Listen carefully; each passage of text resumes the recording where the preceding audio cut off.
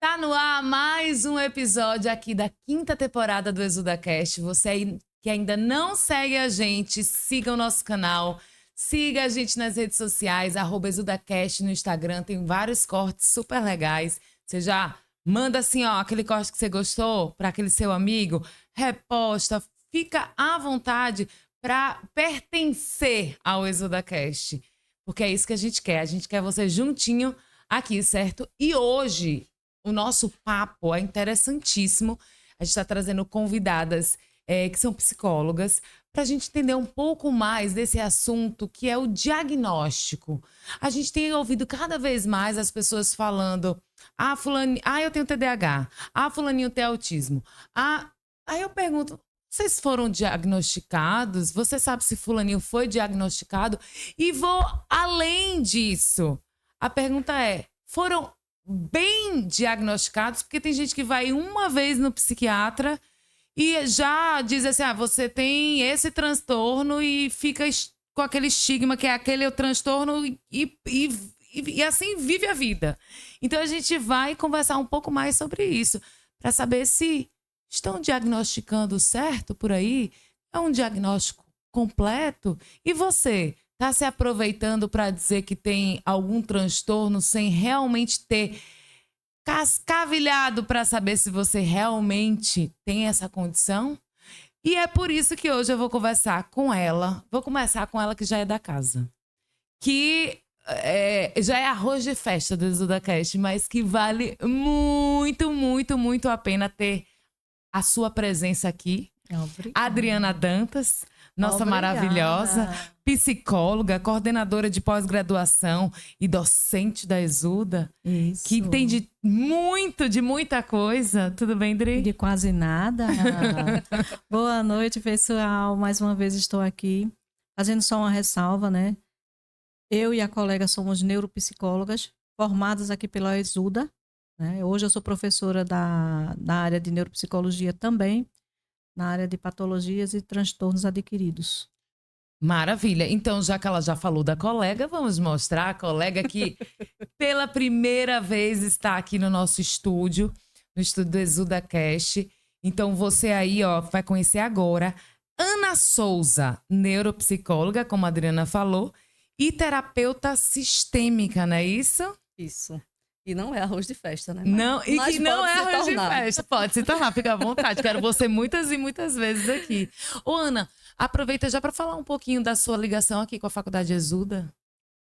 A minha ligação é há mais de 20 anos atrás, né? Eu sonhava em fazer ciências contábeis. Mas na época eu não tinha condições financeiras de fazer. E a Exuda foi uma das faculdades que eu pesquisei e que eu poderia fazer. E aí ficou só no sonho, não consegui fazer. Na época eu cursei matemática, né? Eu sou professora de matemática, lecionei por 12 anos. E hoje, né, 2018, eu fui transitando de carreira, fiz psicologia, neuropsicologia, tem vários cursos na área de desenvolvimento humano, PNL, hipnose, analista corporal, comportamental, várias pós-graduações também e em neuropsicologia. Gosta de estudar. Um pouquinho. Ainda é estudante ela, né? É, sim. Tá estudando o que agora? Estou finalizando neuropsicologia. Neuropsicologia, com a professora? Clínica, sim. Eu já aos sábados. Eu já tenho uma pós em neuropsicologia, mas agora estou fazendo na área clínica. E é aos sábados, né? Aos sábados. Muito bem. Ô, Ana, e quando fala terapeuta sistêmica, para quem não entende, explica pra gente o que faz um terapeuta sistêmico. Na linha da TCC, né, que é a terapia cognitivo-comportamental, nós temos várias linhas, né? Existe a dialética, e a terapia sistêmica, ela se encaixa na terceira onda da TCC, onde nós somos o sistema. E tudo interfere na nossa vida. Por exemplo, hoje estamos aqui, mas para chegar aqui, o que aconteceu? Será que a gente está muito relaxada? Ou se a gente está um pouco tensa? Será que eu estou preocupada com alguém que está no hospital, com meu pai, com a minha mãe, com a minha irmã, com a minha filha? Então, tudo interfere diretamente no sujeito. E existem várias técnicas que a pessoa pode utilizar. Eu utilizo hoje uma roda da vida, onde trabalha 11 pilares da vida. E a partir daí, quando eu atendo um paciente, eu coloco essa roda da vida como se fosse a vida da pessoa. Isso tem alguma coisa a ver com coach? Porque eu lembro que há muitos anos atrás eu tive uma coach que ela usava algo parecido. É a mesma coisa, só muda o nome que se usa, Hoje eu uso, né, dentro da sistêmica. Eu agreguei a ferramenta e eu uso dentro da sistêmica. Mas o mapa de autoavaliação sistêmica é da linha do Paulo Vieira, onde eu sou Master Coach pela Febracis também. Sim, sim. A Febracis é bem famosa, né? Um pouquinho. Uhum. Beleza, é o seguinte, nova temporada e eu vou trazer uma nova proposta. Eu vou colocar um vídeo para vocês assistirem, que tem tudo a ver com o nosso assunto de hoje. O pessoal de casa também vai assistir, vai ver um pedacinho aí da reação de vocês. E a gente vai começar o nosso bate-papo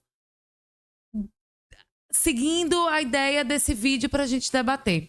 O vídeo que eu vou trazer é da Roda Viva, do neuropediatra José Salomão. Ele que é reconhecido internacionalmente como pioneiro e uma das maiores autoridades em transtorno do espectro autista, o TEA, certo? E também de síndrome de Rett e distúrbios do neurodesenvolvimento. Então, é um programa bem extenso, o Roda Viva, eu tive o prazer de assistir completo, mas tem esse trechinho que eu quero que a gente assista. O pessoal de casa também, preste atenção, que o nosso bate-papo vai começar por ele. Fechou? Fechou. Então, vamos lá. Por que aumentou tanto o número de autistas no mundo? Se você for ver, o número de autistas severos diminuiu. Onde que aumentou? Nível 1 de suporte. O que você encontra no nível 1 de suporte? O que você quiser. Indivíduos que têm alguma coisa que lembra o autismo, um bando de gente que não tem nada a ver com o autismo. É o cara esquisito, é o cara que tem hiperfoco, é o sujeito pouco sociável, que hoje ele está... E se você fala isso, eles ficam muito bravos com você, porque parece que você está querendo dizer que não existe um nível 1 de suporte. Existe. Mas o limite entre o nível 1 de suporte e o cara esquisito é muito pequeno. Posso te dizer uma coisa? Depende do humor do médico. Se eu tiver de mau humor, briguei com a minha mulher, você é autista nível 1. O mesmo indivíduo poderia ir em 10 médicos diferentes, Claro. por exemplo, e ter desfechos diferentes. Por que você tem tanto diagnóstico diferente? Tem tanto diagnóstico diferente em síndrome de Down? Não tem. Porque é uma coisa muito definida. O espectro do autismo virou um mundo. E a gente vai ficar debatendo isso o resto da vida, se em primeiro lugar você não conseguir dizer exatamente este cara é autismo porque tem esse marcador. Esse cara parece nível 1, mas ele só é meio estranho e tal. Faz toda a diferença. Se você é autista nível 1, você é deficiente. Se você é deficiente, você tem direito a uma série de regalias. Eu me pergunto, quanta gente se faz de autista nível 1 para obter as benesses que isso lhe traz? Possivelmente muita gente. Viu aí, né? Então, ele fala coisas fortes. Eu achei, né? Tipo assim, ele mesmo fala, tem muita gente que vai fica chateado comigo quando eu falo do suporte 1 de autismo. Ele traz aí, fala sobre regalias, que a gente pode também pincelar aí um pouco esse assunto. E aí eu quero saber de vocês, o que vocês acham dessa posição do José Salomão? E vocês acreditam realmente que o diagnóstico de autismo, no caso, ele está sendo... Estão jogando os esquisitões todos no suporte 1? É realmente... tudo depende do dia do médico? Como é que vocês enxergam isso? É bem interessante o que ele nos traz, né? E é um recorte que a gente tem discutido muito em sala de aula também com os nossos alunos, sobre essa avalanche de diagnósticos meio que fora da curva de uma avaliação neuropsicológica, por exemplo. Enquanto neuropsicólogos, a gente sabe que a avaliação é o instrumento mais eficaz para determinados contextos dentro, principalmente, do autismo. Né? Nós temos os rastreios que a gente utiliza, né? Temos os instrumentos utilizados e validados, todos são validados e aceitos pelo Conselho Regional e Federal de Psicologia.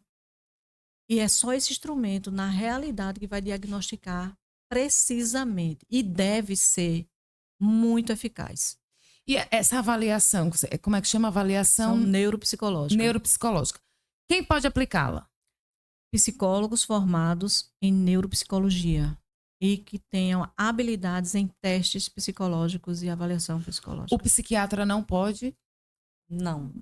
Não Esse pode. instrumento é totalmente da psicologia. Da psicologia. Existem instrumentos que eles apenas o psicólogo tem esse poder de compra. Nenhum outro profissional tem.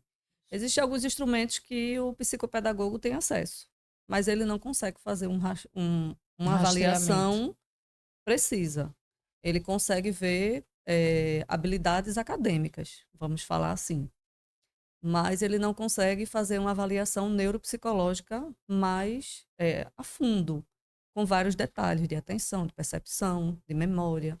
Então vamos lá, quem está assistindo a gente aqui agora, tipo, eu tenho um filho que eu acho que eu preciso levar para um profissional para diagnosticar ele, eu tenho sentido alguns comportamentos que estão me chamando a atenção. Essa mãe, vamos imaginar uma mãe que está assim, cheia de dúvidas. Como é que ela vai saber se o diagnóstico que ela está fazendo com o profissional está correto, não está? Quem ela deve procurar? É o psiquiatra? É o psicólogo? É o neuropsicólogo? Como é que ela vai saber? O cara já me diagnosticou com uma sessão, tem que ser 2, 3, 4. Me dá um resumão para tirar o pessoal desse modo Nárnia. Não estou entendendo o que devo fazer. Porque é difícil até de... Muita gente não consegue diferenciar o que é o psicólogo, do psiquiatra, do que é o psicoterapeuta. É tanto psico que a gente não fica psico. Exatamente. Olha, a tua pergunta é a pergunta-chave da situação. Quando a gente pensa, as pessoas estão realmente perdidas, com tantos diagnósticos errados, certos, imprecisos, como ele mesmo falou. Né? Uma hora é 1, outra hora é 2, é 3 de suporte. Uma hora é TDAH, outra hora é TOD, outra hora é birra, outra hora... Ou seja, tá todo mundo aí meio que fora do normal. Mas, né, a quem recorrer primeiramente? Você percebe que o seu filho tem alguma dificuldade, seja ela cognitiva ou comportamental, você deve procurar um neuropediatra, se é criança, tá? Porque o neuropediatra é o profissional que vai estar te orientando. Você pode até procurar um pediatra com muita experiência e ele também pode orientar você a procurar uma avaliação neuropsicológica. Mas como a gente está falando de cognição, estamos falando de comportamento, então o neuropediatra vai saber te direcionar para um profissional apto, que com certeza será o psicólogo especialista em neuropsicologia, para fazer uma avaliação, se for o caso cognitivo ou comportamental. Se for um caso de aprendizagem, ele vai te encaminhar para um neuropsicopedagogo ou para um psicopedagogo, certo? São 2 profissionais, são linhas distintas, porque a neuropsicopedagogia vai trabalhar com os processos de aprendizagem, não vai interferir nos processos cognitivos totais e nem os de personalidade, como o psicólogo tem esses instrumentos. Então, são profissionais diferentes que devem ser procurados em lugares, em momentos diferenciados. Então, no caso de uma mãe, ela vai perguntar ao pediatra, que provavelmente vai fazer uma indicação. Mas e um adulto? Onde é que a gente acha esses neuros? Aí vai para um neurologista, certo? A dificuldade é de atenção, de memória, a dificuldade de comportamentos, de alguma forma diferenciada, como o próprio cientista falou aí, que são o cara esquisito, não é? Há muitos relacionamentos que não deram certo, empregos que a pessoa não consegue parar neles. Começou muita coisa e não terminou. Não, deixou tudo pela metade. Muitas pessoas procuram primeiro, a primeira porta, a psiquiatria. Por quê? Se eu estou dizendo que eu estou com esses problemas existenciais, problemas que me tiram o sono, problemas que me deixam regulado, me deixam ansioso, vai para o psiquiatra. Né? Os adultos. O que é que acontece? O psiquiatra também vai encaminhar da mesma forma. Eles têm o encaminhamento para o profissional neuropsicólogo também, para o psicólogo e para o psicopedagogo, que vão trabalhar o que está sendo solicitado na demanda psiquiátrica. Então, tem umas situações aqui que a produção separou. Então, uma pessoa, por exemplo, chega uma pessoa vive esquecendo compromissos, perde objetos e tem dificuldade para terminar tarefas. Vale a pena investigar? TDAH, Vale a pena investigar. com certeza. Uma pessoa que se incomoda muito com barulhos, mudanças inesperadas e determinados estímulos. Depressão, ansiedade, TDAH e autismo. Uma pessoa que consegue passar horas concentrada em um assunto que gosta, mas tem enorme dificuldade para iniciar tarefas que considera pouco interessantes. As mesmas coisas. Uma pessoa que diz que sempre se sentiu diferente, mas aprendeu a observar e imitar o comportamento das outras pessoas para conseguir se adaptar. A mesma coisa. Então, essas pessoas, elas... Menos a Opa. ansiedade, aí a depressão. Mas aqui no caso, percebeu que tem... Me identifiquei com uma dessas situações, vai procurar por um diagnóstico. Com um neuro. O que acontece muitas vezes é que as pessoas esbarram no psiquiatra.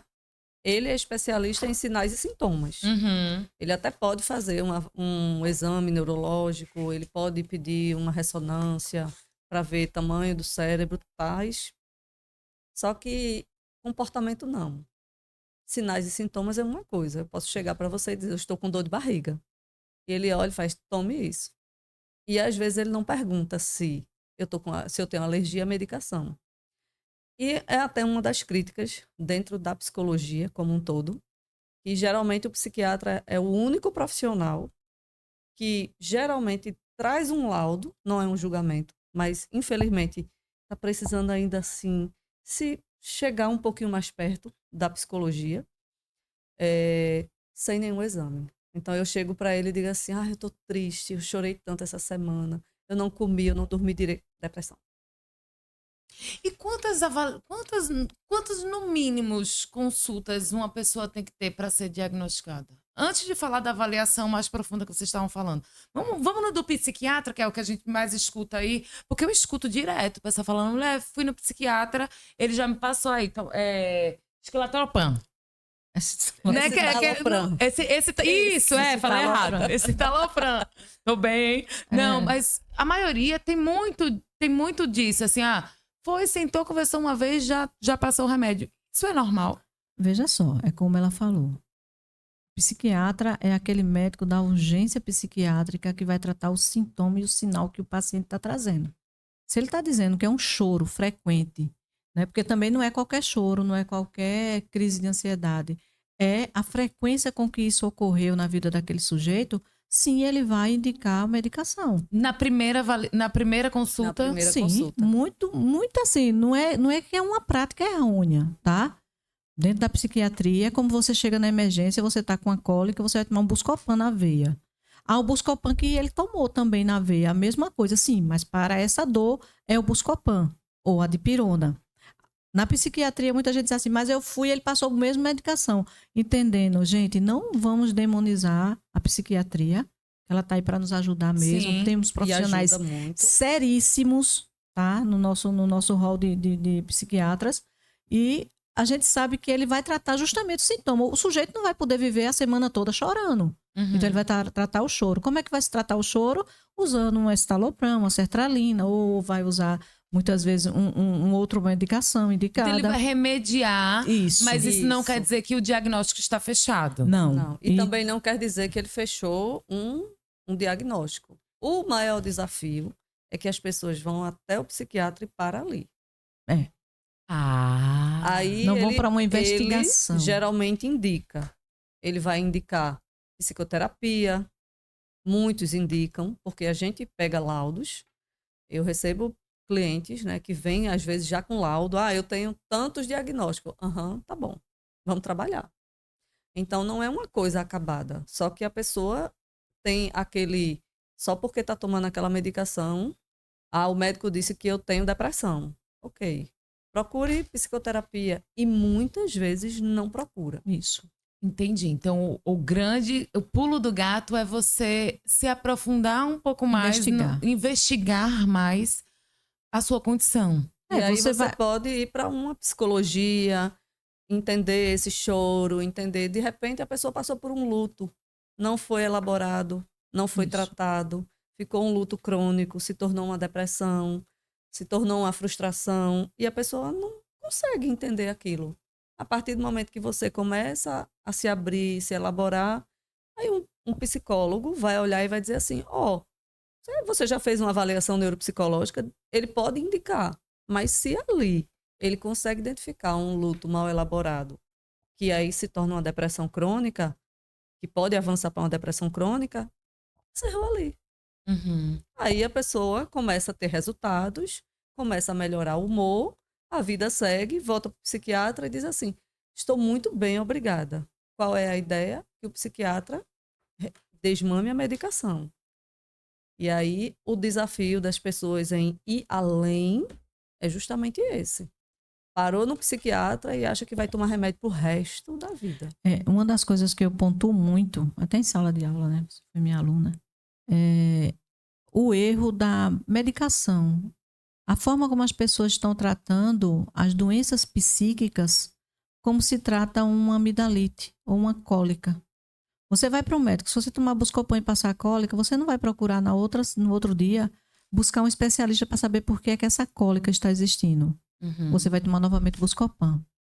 E as pessoas estão muito viciadas, ou vamos dizer assim, não vamos dizer viciadas, mas as pessoas estão muito acostumadas a tratar só o que traz como sintoma. Não, eu estou com dor, estava chorando demais, fui para o psiquiatra, ele passou essa medicação, tá ótimo. Quando eu tiver outra crise, eu tomo novamente. Foi o caso do Rivotril. Anestesiando, que é anestesia, digamos Pronto, assim, mas né? eu não estou tratando o que tem no meu inconsciente. Eu De não estou onde tratando. vem essa frustração? Justamente. De onde vem esse choro? Esse choro, né? Esse choro compulsivo. Por que é que eu choro todos os dias? Por que quando eu vou dormir eu não consigo? Não vai tratar insônia. Vai tratar somente com Rivotril para dormir naquele momento. E as pessoas estão banalizando tanto o Rivotril, né? Isso. E o Vevance, que é E tratado. Vevance, a gente tem o Atenta, a gente tem a Ritalina, a Risperidona, para tratar autismo, tratar TDAH. Então, assim, as pessoas estão usando muito medicamento e esquecendo da base. Mas o que é bem interessante, como o neurocientista estava falando aí, é a preocupação em se tratar rótulos. Todo mundo quer ter uma rotulação. Ah, não, meu filho tem TDAH, pronto. Agora tem uma carteirinha, vai ter estacionamento, o TEA e o autismo. O TEA e o TDAH. As regalias, ele quis dizer. Mas você esquece de uma coisa, que é o que a gente tem pontuado muito. Essas crianças crescem, se tornam adultos problemáticos porque não foram tratados na E infância. reabilitados. A reabilitação, a forma como é tratado o ABA. As crianças passam pelo ABA, só que quando chegam na fase de 9 anos, saem do ABA e vão para outras terapias, devem ir para outras terapias, principalmente para a terapia cognitiva comportamental, que vai tratar treinamento de habilidades sociais com essas crianças, preparando elas para uma vida adulta. E chega na adolescência, essas pessoas estão perdidas. Então vamos agora pro TEA, né? Pro espectro autista. A gente estava falando assim que o pulo do gato é você ir no psiquiatra e depois dar continuidade a essa investigação. Isso. E como vocês estavam falando, é importante que seja indicado um neuropediatra. Se criança. Se for criança, se for adulto, é Neurologista. um neurologista. Certo. E aí foi para aí. Aí o José Salomão, ele fala assim, por exemplo, o síndrome de Down, que é uma condição, ele tem marcadores que deixam nítido que ele é síndrome de Down. Certo. E existem outras condições que não têm marcadores tão claros. Que aí é onde a gente entra um pouco no nosso papo do autismo. Porque, para quem não sabe, né, o autismo são 3 níveis de suporte. Suporte 1, suporte 2 e o suporte 3. O que o nosso vídeo inicial estava mostrando, o neuro lá falando, ele estava falando muito para o suporte 1. E aí é justamente onde entram várias dúvidas, né? Se as pessoas esquisitas, aquele ser ali, sei lá, tem umas manias estranhas, tem um jeitão, né? E essa pessoa sendo avaliada como sendo suporte 1. E aí eu queria entender se existe, vocês acham que está havendo realmente essa banalização do suporte 1, esse todo esquisitão virou suporte 1, ou não? O que é que vocês acham do cenário atual? Bom, Quando a gente pensa no autismo, não vou nem falar de suporte 1, 2 ou 3, tá? Vou falar do autismo em si. Quando a gente pensa do autismo, antes chamado de Asperger, não é? Que era aquela pessoa super inteligente, pessoa que apresentava um comportamento mais, que a gente hoje chama de nerds, né? A gente vê que as pessoas eram tratadas como pessoas esquisitas também. Hoje a gente tem o suporte 1, 2 e 3 para dizer o que é menos ruim. E não existe menos ruim no autismo. O autismo é autismo, certo? 1, 2 ou 3 é só uma classificação que eu não sei até quando vai durar essa classificação, porque a gente já mudou a nomenclatura. Era leve, moderado, né? E grave. E grave. E agora a gente tem 1, 2 e 3. Então tem muita coisa ainda pela frente para a gente saber sobre o autismo. Mas a gente observa uma coisa. Hoje a gente não vê mais pessoas esquizofrênicas, são autistas de nível 2 ou 3 de suporte. E o que era considerado esquizofrênico antes? A loucura. A pessoa meio doida, deu surtinho, eu como não é posso que é? usar essa expressão meio doida, desculpa, não, tá? eu posso, Mas eu posso. é a pessoa que realmente tem o comportamento esquizoide, esquizofrênico, é uma pessoa que realmente dentro do CID se classifica como loucura. Então, Me dá um exemplo de uma pessoa que o pessoal diria que era esquizofrênica. qualquer pessoa, isso quando a gente volta para a psiquiatria, né? A história da psiquiatria, qualquer pessoa que estava fora do rol da sociedade, ou não se encaixasse, ou não se enquadrasse, era considerado e tido como esquizofrênico e ia para o mesmo lugar.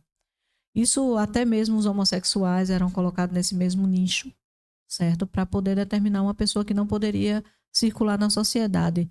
E nesse contexto também muitos autistas estavam envolvidos.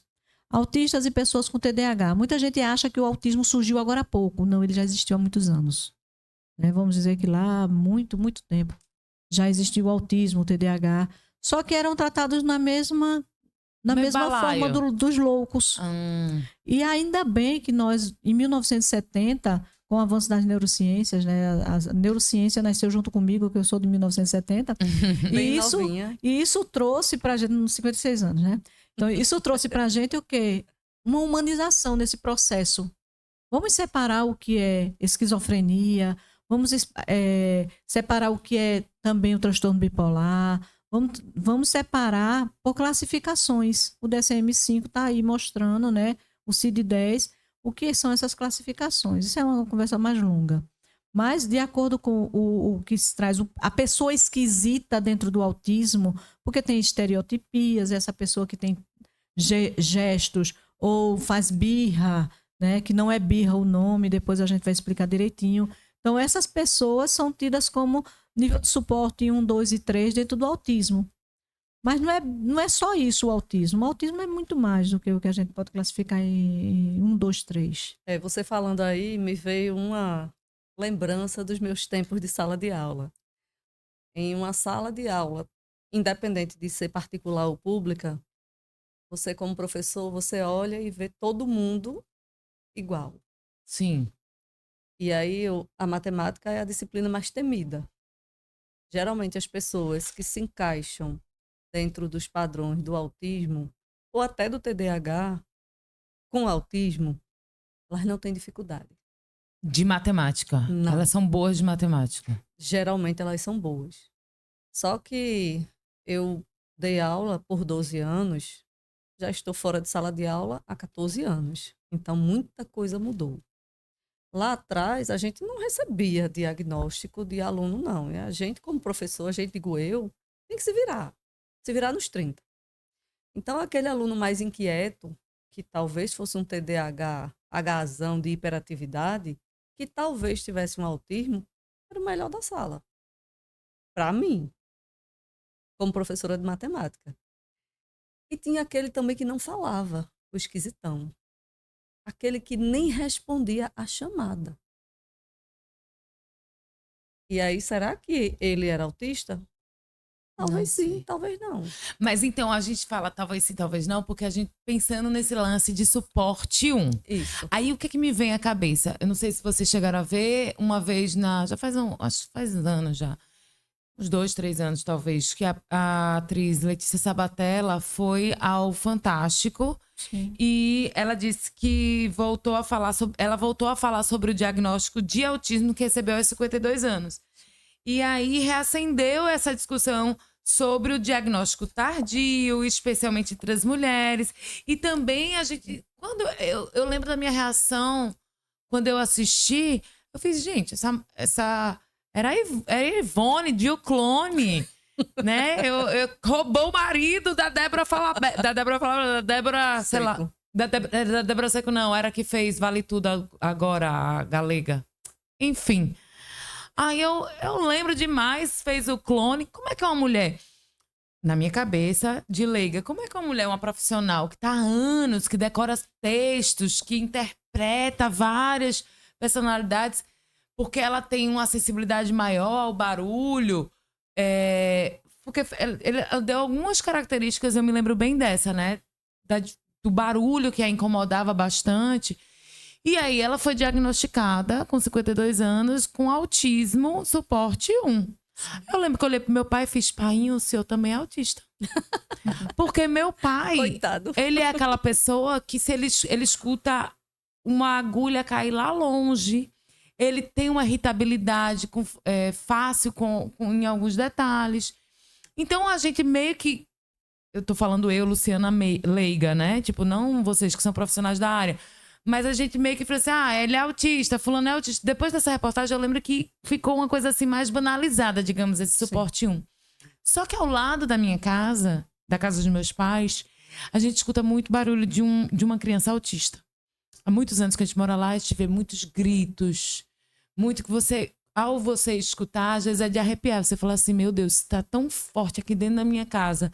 Imagina isso dentro da própria casa. Você percebe que era um autismo severo. E aí, quando a gente traz esses levels, né, esses níveis, suporte 1, suporte 2, suporte 3, a diferença é gritante de um autista severo. Sim. Né? Então, a gente fica se perguntando o que o neurocientista falou lá no Roda Viva, até que ponto meteram todo mundo nesse suporte 1. Talvez seja o hiperfoco dela foi canalizar essa energia para ser atriz, né? Vamos dizer, porque Sim. o autismo, nem todos, mas muitos têm a questão do hiperfoco. Quais são algumas características? Hiperfoco, o que mais? O hiperfoco, por exemplo, se você tem uma série muito boa na Netflix, dá para entender um pouquinho. É Atypical, que o menino, ele gosta de golfinhos, né? Golfinhos, baleias. Ele tem foco em baleias. Então, ele tem hiperfoco em baleias. Então, ele conhece tudo sobre baleias. Tudo. Não é pinguins, realmente. É pinguim, né? Pinguins. Baleia, Ele conhece baleia tudo é a sobre advogada pinguins. extraordinária. A advogada extraordinária. Que é Então, outra série. você tem E limiar. o Bom Doutor também é de O Bom autismo. Doutor, O Bom Doutor também. Então, eles têm hiperfoco. Então, quando ele gosta de alguma coisa, ele vai e faz aquilo ali como se fosse o seu ritual diário. Todo dia é a mesma coisa. Tanto é que algumas pessoas, né, eu recebi um cliente recentemente dizendo assim, porque disseram que eu sou esquisito e disseram que acham que eu sou autista. Entendi. E vem logo assim, rápido. A pessoa nem tem mais assim, aquele jeitinho para dizer, porque eu sou diferente. Não. Acham que eu sou autista e eu quero investigar. Ok, vamos investigar. E era mesmo? Não, porque tem várias comorbidades. Ele precisa fechar todos os diagnósticos. Às vezes, o que é que acontece? Que talvez, né? O cientista fala mais do que eu. A pessoa pode ter comportamentos autísticos, não é isso? Isso. E aí não fecha o diagnóstico. Porque, na maioria das vezes, precisa causar sofrimento. E, geralmente, uma pessoa que tem a comorbidade, né, essa comorbidade, ela vai ser mais recatada, vai ser muito mais tímida, vai ter mais problema de socializar, a depender do nível de suporte. Ou não, né? Ou não. Como se trata de um espectro. Como é um espectro, ele pode variar. E aí vai depender da família. Por isso que a gente fala de avaliação completa e reabilitação. Vamos lá, avaliação completa. Aí a gente vem agora para os neuros, né? Certo. E aí, como é que é essa avaliação mais profunda que vocês aplicam? Aí é onde entra os instrumentos que são utilizados e validados, porque são instrumentos validados, tá? Uma série, os scores têm que ser justamente crivados, né? A gente tem os crivos, tem os scores todos, são pontuações. É uma matemática que é feita, né, depois da avaliação, para ver se a pessoa está dentro de algum comportamento ou foge de algum. Então, a gente não só vê o autismo ou o TDAH ou outros transtornos, mas aí, quando se faz uma avaliação bem coerente, porque assim, ninguém venha me dizer que fez uma avaliação de TDAH online, né? Com aquele teste que a gente conhece dentro da psicologia, que é do psicólogo, porque existe esse teste que vai te dizer assim, ó, esse teste está te dando uma margem para TDAH. Mas qual é o tipo de TDAH? Porque o TDAH também que entra nesse rol do nosso debate hoje, o TDAH existe os tipos de TDAH, né? Existe a pessoa que é impulsiva, o desatento ou o misto. Tem as duas coisas. Então, não é só você avaliar, fulano parece que tem TDAH. Você, como leiga, como você mesmo falou, você pode dizer, acho. Nós temos que ter certeza como avaliadores. E essa avaliação, ela tem tempo? Sim, Sim. sim. Deixa a colega responder aqui, porque ela faz avaliação, eu não faço. Em média, uma boa avaliação começa sempre por uma anamnese. Se for criança, vai vir com uma indicação de um neuropediatra ou de um pediatra mais experiente. E aí, uma avaliação completa, ela pode durar de 10 a 12 encontros. Tem limite de tempo. E aí, a gente vai fazer um 360 graus. Eu vou usar até esse termo da matemática, tá? Não tem como, né? Fugir. Eu usaria uma varredura. Faz uma varredura. Então, imagina que eu tenho um filho esquisitão, que ele tem 10 anos, e na escola ele é muito tranquilo, muito calado, mas em casa ele vira de cabeça para baixo, ou o contrário. E aí a gente vai fazer uma avaliação com quem essa criança fica, uma anamnese muito bem feita, muito estruturada, com pai, mãe, cuidadores, se fica com a avó, com o avô. Uma anamnese, a depender livre ou estruturada, ela vai ter em média de 15 a 20 folhas. Então, assim, não é uma coisa, é porque eu acho que ele é assim. Não, a gente acha tudo bem, mas vamos por marcadores. Então, entender até da gestação, como foi a gestação dessa mãe, se foi um parto prematuro, se não foi, se a criança nasceu de parto normal, cesáreo, se teve intercorrência, se teve falta de ar, se foi para incubadora, se não foi. Tudo isso vai, a idade que andou, se tomou todas as vacinas. Então, tudo isso é um marcador para que a gente vá investigar. Se teve alguma doença na infância, se fez alguma cirurgia, se teve várias repetições de inflamações na garganta, ouvido. Então, é uma avaliação completa. E depois da avaliação, dessa anamnese mais completa, a gente segue para os testes. A gente pega uma linha de investigação, se investiga muitas coisas, mas a gente pega lá uma linha. Vamos lá. Pode ser que essa criança tenha, pode ser. Eu apliquei o primeiro teste, por exemplo. Tem um teste que muitos psiquiatras já indicam na descrição. Aplicar o VAS-4. Então, é um teste que tem estudo científico. Um teste desse, em média, tem validade de 10 a 20 anos. Depois ele entra para estudo novamente e fica invalidado. Então, não é um testezinho de internet. Uhum. E a gente faz esse teste. Opa, esse teste mostrou tal marcador. Vamos para essa linha aqui. E aí você vai colocando outros testes de acordo com o primeiro resultado. Fez um segundo teste, veio tal resultado. Opa, a linha está certa, vamos seguir aqui. E aí você consegue fazer esse limiar. Você acha que as pessoas andam ansiosas por um diagnóstico rápido? Demais. Tem pessoas, inclusive a literatura, né, diz que existem testes, existe um grupo de testes. E existem pessoas que dizem assim, eu preciso de um teste para semana que vem. É impossível fazer. E existem testes que mesmo que a pessoa tente, ela não consegue zerar o teste. Então a gente já sabe que a pessoa está mentindo. Zerar que você fala é o quê, no caso? Não Errar responder tudo? nada, não tá. fazer nada. Porque até uma pessoa DI, né, tem deficiência intelectual, ele consegue fazer. Entendi. Então, Aí você saca logo. Essa tá querendo mentir. Lie essa to está me. querendo burlar o Aham. teste.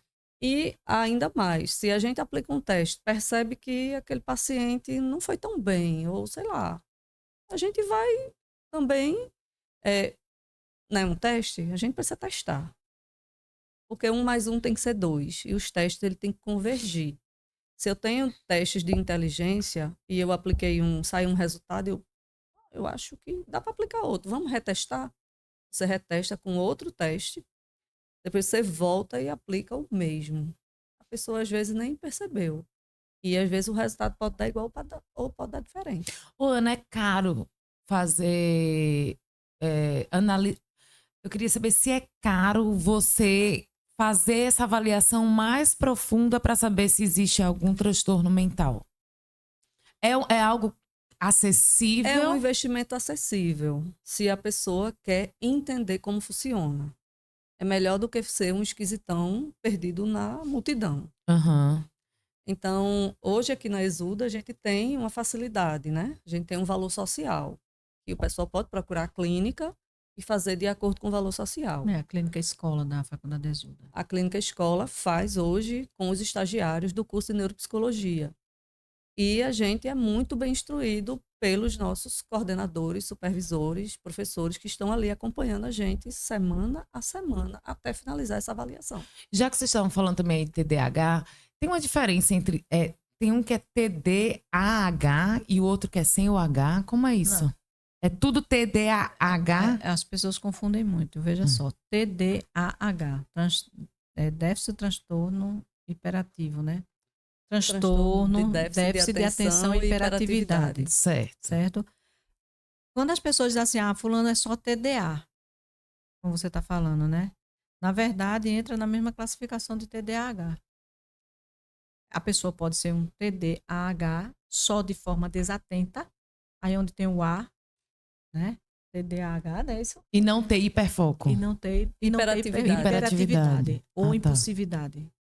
Então, assim, possa ser misto, a pessoa pode ter as duas coisas. É porque o DSM antigo, eu acho que o 4, né? O 3, ele trazia separado. Isso. Já o DSM-5, TR, que é atualizado, ele juntou os dois. Então, todo mundo, quando fala TDAH, é o mesma sigla, TDAH. Só que geralmente se especifica do tipo desatento, do tipo hiperativo, impulsivo. Do tipo misto. Ou do tipo combinado. E tá na moda, né? Dizer que é TD. Eu tenho TDAH. Não, mas eu tenho uma amiga minha que adora dar essa desculpa. Gente, vocês imaginam, após a pandemia, ou dentro da pandemia mesmo, subiu muito o nível de autismo e TDAH. Autismo, eu acho que o povo nem não quer tanto ser, mas TDAH eu vejo o povo querendo dizer que é. Veja só, quem estava na frente de atendimentos, psicólogos que estavam atendendo, o que era que chegava ainda no meio da pandemia. A criança nasceu dentro da pandemia e 1 ano depois, 2 anos, a criança não estava falando. A mãe já levava dizendo que era autista para a gente atender. E já vinha assim. E às vezes vinha até com laudo do psiquiatra, do neuropediatra. E aí a gente fica naquela situação. Gente, a criança nasceu onde a socialização estava fechada entre o pai e a mãe dentro de casa. A criança ia falar como? Como era a interação dessa criança. E logo em seguida, essas crianças que eram não verbais dentro do autismo, falaram. Começaram a falar. E falaram. E o autismo sumiu misteriosamente, mas o diagnóstico ficou. Sim. Você acha que pode ser medo também? Eu vejo muita... Eu tive filho recentemente, né? Há 9 meses atrás, eu estava parindo. Uhum.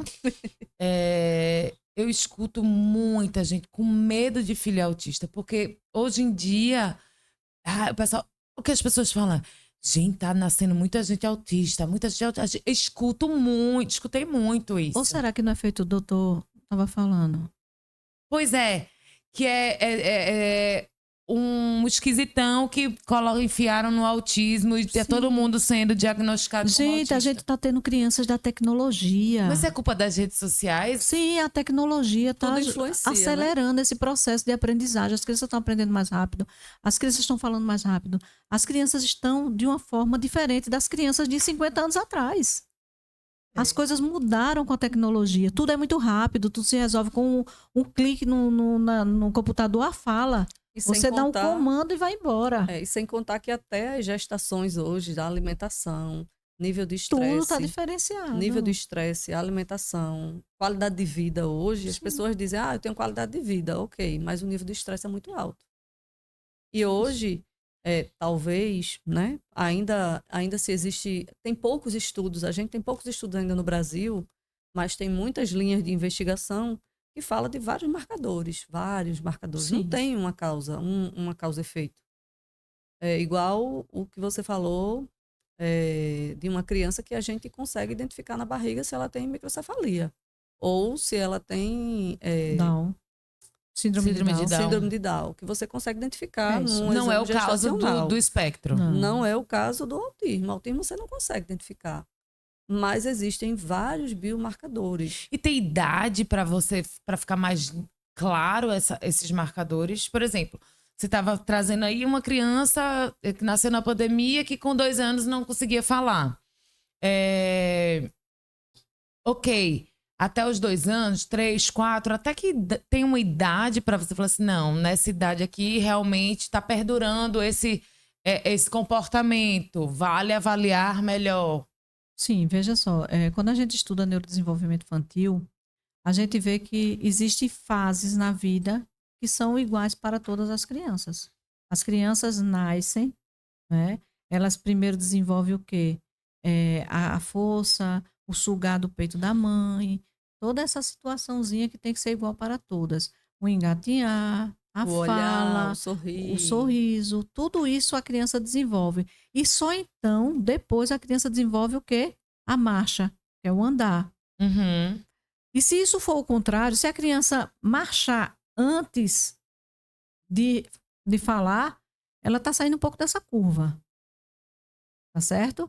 O que é que acontece com a maioria das crianças dentro do espectro? Elas têm realmente marcadores diferenciados. Às vezes ela anda antes de falar. E antes de engatinhar. E não é porque ela não sabe falar, não. Daqui a pouco você vai ver ela falando até em inglês. Isso é um diferencial. Mas tem uma idade que os profissionais podem ter mais noção de tipo assim, não, é muito novinha ainda pra gente diagnosticar. Aqui no Brasil, sim. Nos Estados Unidos, 1 ano e meio, eles já conseguem. Já dá pra identificar. Já conseguem fazer algumas. Até mesmo fazer a avaliação mesmo. Isso aqui tem muito a ver com o olhar, né? Mas às vezes Mas a aí criança... também não é bem assim, né? Às vezes a criança, ela interage, eu assisto muito, leio muito sobre isso. Uhum. Às vezes a criança interage de forma normal, vamos usar entre aspas, normal, e de repente ela regride. Ela regride, tem um regresso. Ela até tem mesmo um- na fala. Até da fala. Ele andou, ele engateou no tempo certo, ele andou, ele falou, e aí ele chegou aos 4 anos e ele Regrediu. regrediu. É. Aí, opa, é uma tensão. Então, nem tudo é estático. Por isso que uma avaliação... eu assisti um congresso recentemente e um neurologista tem um estudo de caso na UFRJ, ele dizendo que eles conseguem trazer biomarcadores a partir de 6 meses. Então, assim, é bem recente, é muito novo, mas ele fala o quê? Acompanhamento, estímulo. Ele pode regredir? Até pode, mas se você já percebe uma diferença, vai estimular, vai estimular, vai estimular. Já procura uma ajuda, já procura um profissional que consiga trazer a questão da reabilitação. É muito pequeno, vai estimular. Ô, Ana, se a gente pudesse fazer um corte agora pro Instagram, algo resumido, pequenininho, que para dar um hello para as mães que estão na dúvida. Tô com um bebê pequeno em casa, tô na dúvida se se eu tenho que ficar mais atento ou não, quais marcadores são esses, com que idade. Se a gente pudesse fazer um resumão para essa mãe que tá aflita em casa, o que é que você diria? Primeiro, procure um profissional capacitado. Segundo, não aceite a primeira informação. Ou seja, Vá peraí, além. vamos lá, na prática. Primeiro, vá na pediatra. Vá na pediatra. Peça para sua pediatra um neuropediatra, uma indicação de um neuropediatra, se for, Isso, for se for o avaliado, caso. se for o caso. Isso. Próximo Porque passo. já na pediatria, ela consegue identificar muita coisa. Próximo passo, vá até um psicólogo, um neuropsicólogo, que consiga direcionar e fazer. Mas a idade mínima, a partir de 2 anos. Hoje aqui se faz a partir de 2 anos uma avaliação segura que você sai com biomarcadores confiantes. Vamos lá. A atenção que as mães têm que ter quando estão com suas crias até os 2 anos de idade. O olhar é um que tem que prestar atenção se a Sim. criança está com o olhar muito avoado, digamos assim. Se ele não responde a estímulos, se você chama o nome, ele não olha. Se você faz barulho e ele continua fazendo o que ele está fazendo. Se ele, às vezes, tem crianças que têm estereotipia de mexer a mão, de balançar a cabeça, mas tem criança que não tem. Então, é observar. Qualquer comportamento que você não considere que é tão normal, eu uso entre aspas normal porque nada é normal. O que é normal, né? O que é Eu sou normal? normal, não sei. Não, ninguém é normal. Então, observar. Observar estereotipias é uma das coisas. Uhum. Você começou a introdução alimentar, percebeu que aquele alimento não combina bem, muda de alimento. A Observe. rejeição à alimentação. Né? Rejeição à alimentação é uma das coisas que mais leva as pessoas para a clínica. Choros repentinos. Choros repentinos, do nada, né? Não consegue se olhar no olho, por Aham. exemplo. É mais difícil. Mas, assim, eu gosto de dizer que nada é estático. Uma criança nível suporte 2 ou 3, às vezes, funciona diferente de outra. É diferente. Vocês Tudo acham que eu vai- deveria tirar esse lance de suporte 1, 2 e 3? Não, pode deixar. É? Eu acho que tudo vai depender de como a família está engajada, que eu acho que isso é o principal. Não é que uma criança ela é autista e ela está condenada a viver daquele jeito para o resto da vida. Com uma boa avaliação, com uma boa reabilitação, com psicoterapia. Se precisa de medicação, a medicação está aí a nosso favor, a ciência evolui para isso. E acompanhamento, né? Quanto mais os pais presentes, quanto mais acompanhamento familiar, né? Que é a rede de apoio, Uhum. melhor. Porque, às vezes, tem muitos pais, muita mãe que, às vezes, não aceita. Recentemente, a gente teve um caso, né? Que é uma tragédia, de um pai que matou o próprio filho para não pagar pensão, porque ele era autista. Meu Deus. Então, assim, o apoio familiar vai além de um diagnóstico. A gente já recebeu aqui algumas mães com autismo e é muito comovente o testemunho delas quando elas falam pelo que elas passam e elas ficam muito indignadas, que eu acho que entra nessa indignação do início do vídeo, que às vezes é preciso ter uma avaliação, eu não sei se eu vou falar da forma correta, mas é como eu entendi, do governo para saber se aquela criança vai ter, vou usar a palavra que o neurocientista falou, regalia, que eu não vejo como uma regalia, Sim, né? Sim, é um apoio. Eu não vejo, é um apoio mínimo que a Mínimo. criança precisa ter num Brasil onde não tem um ambiente ali, né, propício para crianças com uma condição diferenciada, Tratamento, né, acompanhamento. um neurodivergente ou algo do tipo. E aí ele traz isso, né, dessa questão do tem muita gente que quer entrar no suporte 1 para ter essas regalias, entre aspas.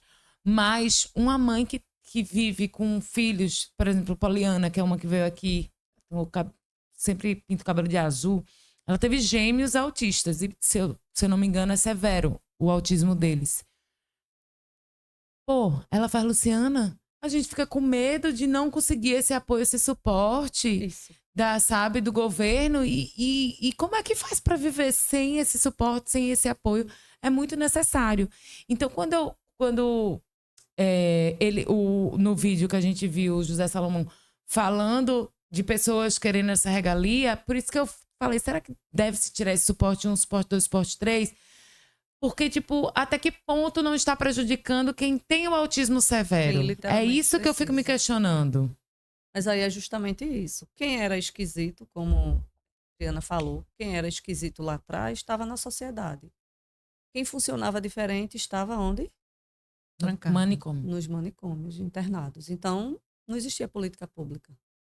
Uhum. Até vir a reforma psiquiátrica que baniu os hospitais psiquiátricos. Sim. Então, hoje, as famílias, elas são responsáveis. Mas, para isso, aí é águas mais profundas. Sim. Bem mais profundas. Aí é né? políticas públicas, aí é investimento, aí é olhar realmente quem precisa, quem não tem condições. Porque quem tem o nível mais severo, não consegue fazer mais nada da vida. É. A gente vê o autismo, né? A Letícia Sabatella mesmo, né? A gente viu que ela, assim, realmente trouxe uma visão do autismo funcional. É uma pessoa que funcionou, que deu certo na vida como atriz, mas ela tinha alguns momentos em que ela se afastava das gravações, porque ela não conseguia dar conta das questões sensoriais. Então não é tão romântico assim, só porque ela é uma atriz e é autista, nossa, ela deu certo. Porque sendo autista, é autista. Vai ter questões sensoriais envolvidas, vai ter as questões da seletividade alimentar, das questões relacionadas com o outro. Então, assim, há um dano na vida desse sujeito, mas há funcionabilidade com esse sujeito. Eu atendo autistas somente a partir dos 14 anos no meu consultório, e eu tenho autistas de várias idades, inclusive todos funcionais. Chegaram realmente com grandes, sérios problemas sociais, com várias estereotipias, com várias disfuncionalidades. Hoje estão fazendo faculdade e outros já estão. Tem um que é funcionário da Petrobras, tem outro que é auditor fiscal. Autistas funcionais. Que é o que a gente fala da reabilitação. Aí, se era A 1, 2 ou psicoterapia é 3, importante. se era 1, 2 ou 3, hoje são funcionais. Certo? Por quê? A gente esquece que o autista cresce. Quando chega os 14 anos, que começa a adolescência, as fases da adolescência, muita coisa modifica. Mas se ele não tiver o suporte que eu digo não é só o suporte familiar não, tá? O suporte familiar é a base de tudo. Mas é um suporte com terapias específicas voltadas para isto. A gente tem a TCC com treinamento de habilidades sociais e até em espaços, que é justamente para que eles comecem a se condicionar aos espaços que já não são os espaços infantis. A escola tem as tias da escola, né? E normalmente a mãe deixa sempre ali naquela mesma escola, da infância até a vida chegar ao segundo grau, né? No caso, ao nível médio. Mas quando vão para as faculdades, o que é que acontece? Não tem tias, não. Eles estão órfãos. E eles vão ter que se virar sozinhos nos 30, né? Até as mães, muitas vezes, e os pais é que não vão lá para assinar. Quem tem que assinar é eles. Eles têm que se tornarem funcionais. E aí o prejuízo... Ah, não, porque a Letícia Sabatella é autista e tá aí, certo. Mas ninguém parou para sentar com ela para perguntar quais são os prejuízos que ela tem, sociais, pessoais. E tem muitos prejuízos. E principalmente em mulheres, né? É. Por que mulheres, principalmente? Porque mulher foi feita para andar na caixinha. Mulher, menina, se der trabalho na escola, é fora da curva. Não pode. Nossa. Quando a gente Quantas pensa amigas nisso. você teve na escola que deu trabalho? Era eu. Você, Ah. pronto. Entre aspas, né? Eu Então, dava aquele trabalho, mas mas não era um trabalho... Mas quantas amigas você errado. teve? A gente geralmente tem uma, Eu era duas. palhaça, digamos assim. Não era errada. Mas a gente geralmente tem uma, duas. Então, as meninas acabam tendo mais comorbidade, inclusive a depressão como uma delas. E ansiedade generalizada, justamente porque precisa ser assim. Não tem trabalho, vai pra escola. Infelizmente, são muito obedeça, abusadas sexualmente. São abusadas pelos seus pares. sexualmente. E autista também. Gente, eu fico tão horrorizada quando eu escuto. Tem uma menina autista que não falava, que não fazia nada, que foi engravidada, Sim, sim, estuprada. sim, sim, assim, sim. em casos terríveis. Sim. Agora, É. recente, né? Semana passada teve um ator que disse que estava bêbado, entrou no quarto e a criança era não verbal e 5 ela gritou. anos. Meu E ela Deus. gritou. Pois é. E aí disse, não, eu achei que era minha namorada. A menina, criança de 5 anos. Então, assim, Se for o que eu tô pensando. infelizmente, né, existem as pessoas que têm a mente maléfica, que precisam de acompanhamento também. Talvez tenham alguma coisa muito mais grave do que um autismo, tá? E que não vai chegar nunca no consultório, uma pessoa dessa. E algo que eu tenho percebido, assim, uma discussão, tenho ouvido bastante, em relação aos autistas severos em escolas, não necessariamente para neurodivergentes. Não sei como é que vocês falam. Escolas comuns, Inclusiva, que a gente chama. Inclusivas. pronto. Mas eu tenho escutado muito pessoas contra isso, dizendo que é ruim até para a própria criança neurodivergente. porque não tem o aparato necessário para cuidar daquela criança.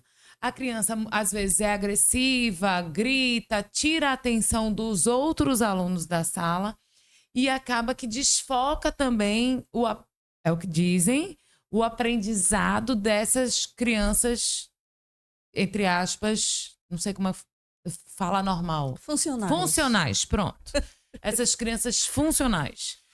E aí fica essa discussão de tipo assim, vocês querem que sejam inclusivos, mas isso não está sendo inclusivo e não está sendo bom para nenhum dos dois lados. Eu queria saber a opinião de vocês Sim, em relação a isso. Isso acontece não só com as crianças autistas, mas também com TDAH, com outras crianças com outras patologias, vamos dizer assim, né? Porque o que é inclusão, principalmente aqui no Brasil?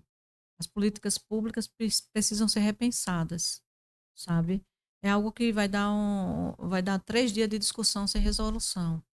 Mas a gente precisa repensar sobre isso, porque o que é inclusão aqui no nosso país e como é que isso está funcionando, né? Então, é mais um número, a criança representa mais um número dentro de uma escola, né? Onde ela, muitas vezes, como a gente está vendo várias reportagens, que a mãe pega a criança dormindo em vez de estar agindo com as outras crianças, interagindo. Então, assim, precisa ser repensado isso. E né? muitas escolas hoje já negam a matrícula, que é Isso. contra a lei. A Isso. LDB, que é a Lei de Diretrizes e Bases, já foi atualizada Isso. e fala sobre a inclusão, já desde 93. Só que não tínhamos tantas crianças autistas dentro de sala de aula. Eu que lecionei por 12 anos, eu acredito que eu tive 2 ou 3 alunos. E sempre me vem um questionamento. Eu acho que todo mundo deveria conviver com uma pessoa neurodivergente. Eu tenho 2 filhas e eu tenho um cunhado que ele é DI. O que é DI? É deficiência intelectual. Ele teve paralisia cerebral ao nascer e tornou-se uma criança de 4 anos. Se for fazer uma avaliação dele hoje, ele não tem conhecimento de muita coisa. E isso causa empatia. Porque ele hoje tem 45 anos, as minhas filhas, uma tem 20 e outra tem 16, e elas chegam e fazem bem satiudinho. E elas têm cuidado com ele. Ele ficou internado, a minha filha mais velha foi lá, cuidou dele, deu banho, ficou com ele no hospital. E durante a jornada escolar delas, eu sempre usei uma frase, por ser professora, eu sempre usei uma frase para elas que é o seguinte: quem grita mais sofre mais, então escute a pessoa. Então não julgue porque você não sabe como é a casa daquela pessoa. Quem grita mais sofre mais. Quem grita mais sofre mais. É porque não sabe lidar com suas próprias emoções. Não sabe lidar. Então as minhas 2 filhas sempre aprenderam a lidar. Inclusive até hoje tem uma menina que mora lá perto de casa, da minha casa, que ela é DI também. E ela estudou com a minha filha no 1º ano. E até hoje ela passa por ela e faz: Laí, meu amor, tudo bem? Como você está? Então, é você não ter medo de lidar com as pessoas. Porque é um ser humano. E o interessante, quando você traz o DI, a gente também tem como comorbidade no autismo, tá? Sim, Que é a deficiência intelectual. Tem muitos que não conseguem evolução cognitiva, tá? Chegam a ter um baixo score, né, nos números dos exames, principalmente teste de QI, muito abaixo do normal. Então, é uma comorbidade também do autismo e muitas vezes acompanha também o TDAH. Então, assim, a gente vê que DI, o TOD, né, que é o transtorno opositor desafiador também, que tem o autismo, alguns autistas têm também, o TDAH também. Né, pode vir misturado, é isso? Vem comórbidos, né, são as comorbidades. Guarda-chuva de informações. Deixa eu dar um exemplo para ver se eu tô entendendo. Eu tenho um sobrinho, que é meu afilhado, Pipo. O Pipo deve estar com 5 anos, eu acredito. Ele é síndrome de Down. E eu conversando com meu irmão, assim, muito por cima, ele falou assim: poxa, Pipo ainda não fala, que ele tem um problema de audição, então como ele não escuta direito, ele não fala direito. E ele tinha o cabelo bem lisinho e tal, e recentemente meu irmão mora em São Paulo, raspou. Eu falei: por que rasparam o cabelo de Pipo? Cabelo lindo daquele. Aí ele falou assim: Luciana, porque como ele não consegue falar, ele fica estressado. E aí tava causando buracos. Porque às vezes a pessoa não fica estressada, né? Tipo, já tem uma amiga que já ficou com um buraco na cabeça, um irmão que já ficou com um buraco na barba. E ele tava estressado com isso. E aí meu irmão tava falando que dentro da síndrome de Down dele, não era só essa condição, que ele também tinha misturado o autismo e o TDAH. E que por isso a evolução dele ao nosso olhar era um pouquinho... Era mais lenta, digamos. Porque é um menino de 5 anos que não fala, que às vezes toma remédio, é controlado, está indo para a escola. Menina, eu fico encantada com os vídeos que meu irmão manda, com os alunos, com um carinho com ele, incluindo ele nas brincadeiras, em tudo, sabe? Mas é aquilo, ele é síndrome de Down e tem essas comorbidades. E aí parece que como é síndrome de Down, mas o pessoal meio que já vê, já aceita, já entende. Porque está muito desenhado na própria... Está desenhado já na sociedade. O autismo, já o autismo, o autismo não. Porque era considerado... Principalmente na vida adulta. E aí, uma pessoa que só consegue ser diagnosticado como autista ou com TDAH, por exemplo, na vida adulta, o que muda quando ela só descobre adulto? Na verdade, o que muda não, o que ele sofre, né? Porque na vida adulta, você saiu do colo do seu pai e da sua mãe, da proteção, do guarda-chuva aí, né? Familiar. Você vai ter que viver uma vida nas faculdades, você vai ter que ir para empresas. Você tava falando. E nas relações pessoais, o que é que acontece? Uma pessoa com autismo, ela é tida como uma pessoa que não tem empatia. Ela não consegue amar, vamos dizer, da mesma forma. Ela ama da forma dela. E muitas vezes o par que está com uma pessoa com TDAH, viver com uma pessoa com TDAH e uma pessoa com autismo é terrível. Não vamos romantizar e dizer que é maravilhoso, não. É difícil. Porque é uma pessoa que é desligada, uma pessoa que às vezes até te esquece, sai, deixa tu no canto. Depois é que volta e, tá, mas você me esqueceu, sim. Eu não esqueci você. E pode colocar eu só deixei você aí. Perigosas também. Fogo, esqueceu ligado o fogão. Não, mas aí já é o caso mais do TDAH quando ele é desatento, né? Mas não que seja do autismo, esquecer fogo, tá? Então, eu tava tava falando do TDAH. Tá? Não. Ele, muito deles tem até toque, muitas vezes de verificação. Verifica se a torneira está desligada, se a mangueira está desligada, se a porta está fechada. Então, assim, não é que seja do autismo essa questão. Eu tava o falando... O esquecimento é mais pro TDAH de forma desatenta, tá? Então, assim, porque a gente mistura, né? É tanta coisa que fica um combo, né? Mas aí essas pessoas sofrem muito. Quando chegam no consultório, às vezes elas nem sabem que são TDAH já com 50 anos. E tem um certo alívio quando recebe o diagnóstico. Nossa, eu tenho vários casos. Eu tenho vários casos de pessoas que chegaram encaminhadas pela psiquiatria com questão de transtorno de ansiedade e depressão. Quando, na verdade, a ansiedade e a depressão era só comorbidade, porque o que tinha de figura e fundo era totalmente diferente. Era um TDAH com ansiedade e TAG. Transtorno de ansiedade generalizada. Um combinho. Depressão e TAG. Ou então depressão e TOC, né, que é o transtorno obsessivo-compulsivo. E aí a gente viu que não era só isso, mas a gente, enquanto psicólogos, sem o olhar da neuropsicologia, tá? Psicólogos, a gente começa a observar comportamentos desse paciente que veio com um diagnóstico já pronto, tomando medicamentos, às vezes 2, 3, 4 medicamentos pela psiquiatria, o que encobre muito mais o que tem como o transtorno. E no olhar apurado da psicologia, a gente faz um encaminhamento para a avaliação neuropsicológica. O que é que acontece? A gente descobre que essa pessoa é um autista, TDAH, TAG e por aí vai. Eu fiz recentemente um artigo sobre TDAH na vida adulta e o sofrimento, né? Inclusive o tema é o luto pelo potencial perdido. A descoberta tardia do TDAH e muitas coisas que vão ficando para trás. Porque, por exemplo, de repente um TDAH ele pode ter altas habilidades, que também já é outro desafio. Só que a pessoa não sabe que ela é TDAH e nem sabe que ela tem altas habilidades. E ela vai focando em várias coisas e não finaliza. Ela foca em várias coisas e não finaliza. E vem uma frustração. Eu tive uma cliente que ela chegou a cursar 6 faculdades, começar e parar. Porque meu pai disse que não combina comigo, vou desistir. Porque eu acho que eu não gostei da professora, não sei o que, desistiu. Porque eu acho que não é para mim. Então, ela começava e não terminava. Isso é uma característica do TDAH. E aí, ela também teria outras patologias.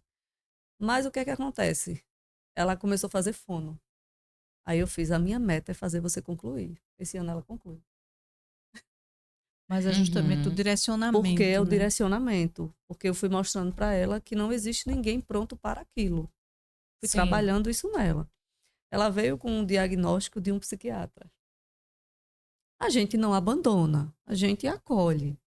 Mas a gente vai trabalhando e vai percebendo que é muito mais uma ansiedade.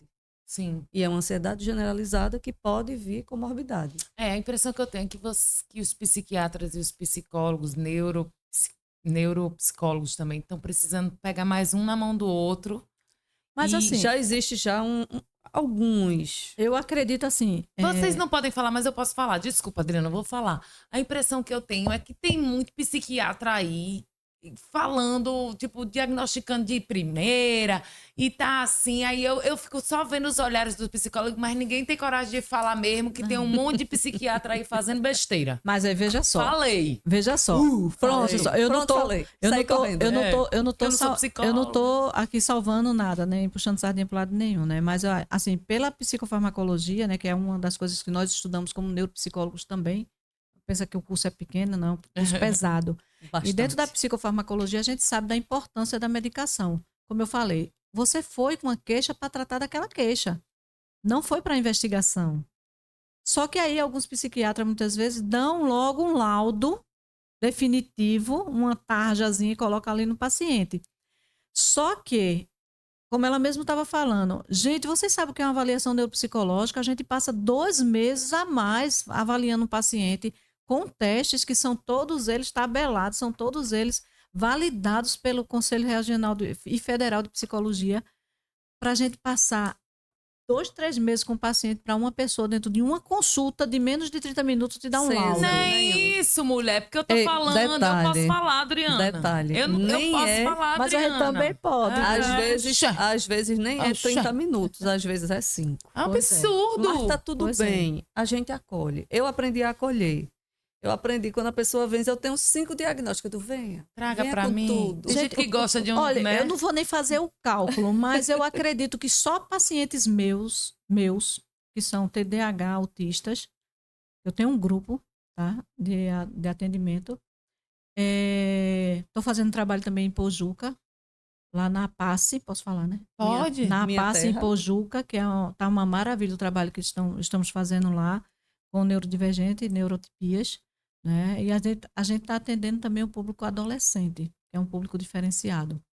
E assim, a gente vê muitas vezes, no meu consultório, pelo menos particular, eu vejo muitos que chegam com diagnósticos fechados de depressão, ansiedade e outras patologias, mas ninguém viu o autismo e ninguém viu o TDAH.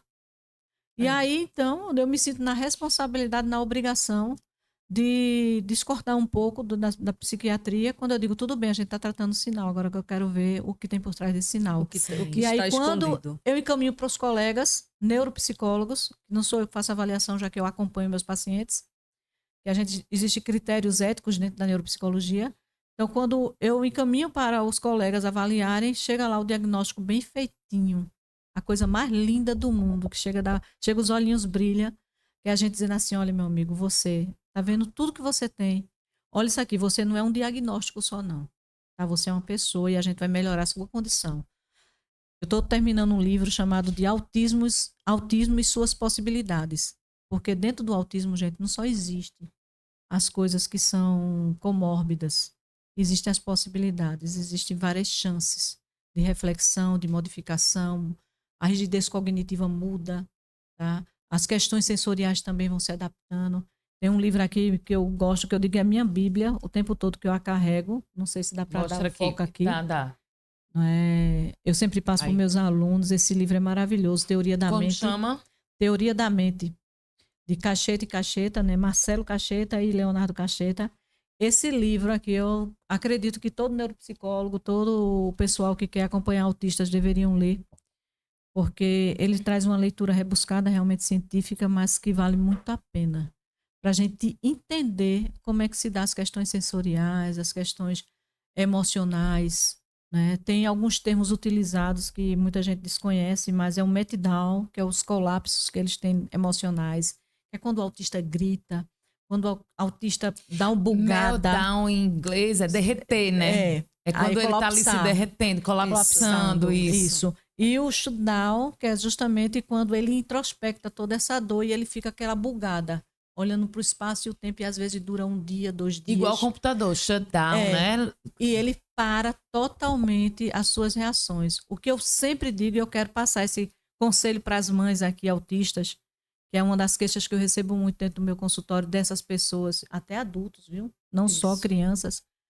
Por favor, quando seu filho tiver uma dessas 2 crises, tanto colapsando externamente, que é gritando, se desorganizando, fazendo movimentos estereotipados, deixe-o no lugar confortável. Espere passar a crise. Não brigue, não grite, não bata, porque é um sofrimento sensorial e ele está precisando se regular. Quando ele tiver o shutdown, né, que é justamente para dentro, que ele ficar paralisado, olhando para o tempo, deixe o tempo dele se regular. É ele tentando se acalmar, é o organismo dele, é o cérebro tentando se refazer de uma crise sensorial. Não fique obrigando a lavar prato, varrer casa, se levante, você está preguiçoso, isso só causa mais sofrimento sensorial. Então eu peço muito aos pais que tenham cuidado com isso, aos companheiros, aos namorados. Tá ali paradinho, deixa. É feito um celular, você botou agora para reiniciar, deixa ele lá. Deixe que ele precisa desse momento. E se estiver desorganizando, pulando e batendo com as mãos, fazendo as estereotipias, também deixa. Ele precisa desse local aí. E aí o DSM tem um termo que diz que o TEA é um modo, é até filosófico, um modo do cérebro funcionar. Você funciona de um jeito, eu funciono de outro. Cada um funciona de um jeito. Já imaginou se a gente fosse o tempo todo estar diagnosticando porque você é mais hiperativa, porque você é mais serelepe do que eu? Ou porque eu era mais serelepe? Tem sua peculiaridade, então, cada um vai ter o seu modo de funcionar. Hoje o foco está muito mais no autismo. Ok, vamos entender. Vamos ver o que é que a ciência, né, traz. Tudo é TDAH, tudo é autismo, Vamos tudo é ver, TOD. porque são passos largos de estudo. Em média, 10 anos, 15 anos, para se ter uma linha fixa. Dizer assim, é isso aqui que causa. Perfeito. Eu quero agradecer a presença de vocês, mas antes da gente ir embora, a gente fez um quadrozinho, assim, uma brincadeirinha. Mito ou verdade? Eu vou falar a frase e vocês vão falar se é mito ou se é verdade, certo? Certo. Mito 1. Todo mundo tem um pouco de TDAH? Não como doença. Mito. Não como transtorno. Autismo só pode ser identificado na infância? Não. Mito Não. também, né? Mito também. Aqui vocês já comentaram sobre isso. Quem tem autismo não gosta de socializar? Mito ou verdade? Mito. Mito. Ah, eu acho que tinha mais uma, mas eu não sei onde está. Peraí. Não peça pra gente diagnosticar você. Em um bate-papo, né? Tipo desatento? É, desatento, Impossível. hiperativa. Olha só, a gente já tá vendo características de você. Mulher. Desligar as câmeras, a gente conversa. Um ping-pong, jogo rápido, certo? Sem pensar muito.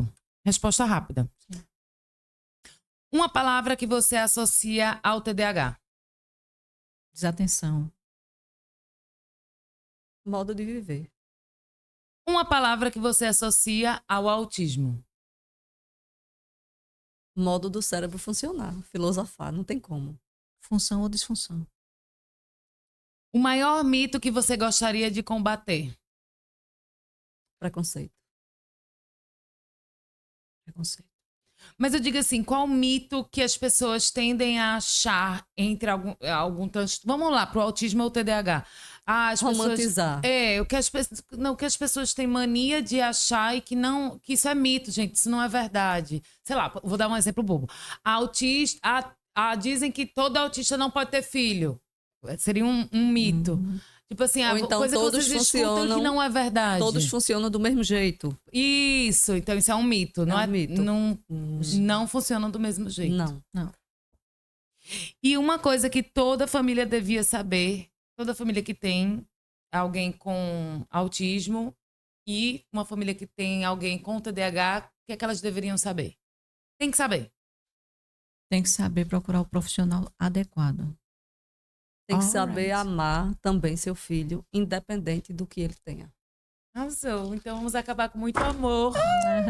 Gostou, Ana? Amei. Foi legal? Vai virar arroz Jesus da Cast? Vou virar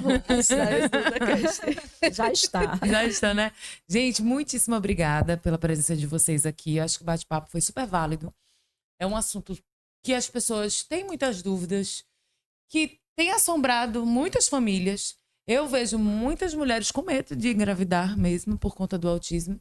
Eu tenho uma amiga que já chegou pra mim e falou assim: Lu, eu tenho um irmão que teve 2 filhos autistas, então eu quero engravidar, tô com meu marido aqui novo, mas tô com medo. A gente escuta isso. Então, acho também que é muito importante as pessoas não banalizarem o diagnóstico. Então, eu acho que a gente conseguiu trazer com muita clareza o cenário que a gente vive e como a gente pode evoluir diante desse assunto. E quanto mais informação, Melhor. Com certeza. Não é verdade? E você aí que assistiu nosso programa até agora, muitíssimo obrigado. Não esquece de curtir, deixar um like aí.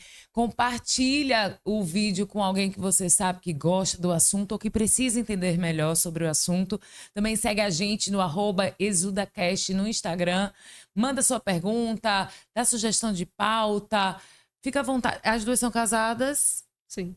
Porque senão eu já ia falar, se é solteira, manda um hello para as nossas convidadas. Quis dar uma de cupido, mas já estão tudo tudo bem. Realizado. Tá tudo realizada, né? Gente, é isso. Eu sou Luciana França e tô de volta com mais assunto interessante para vocês amanhã. Beijo, tchau, tchau. Dá aquele tchau. Tchau.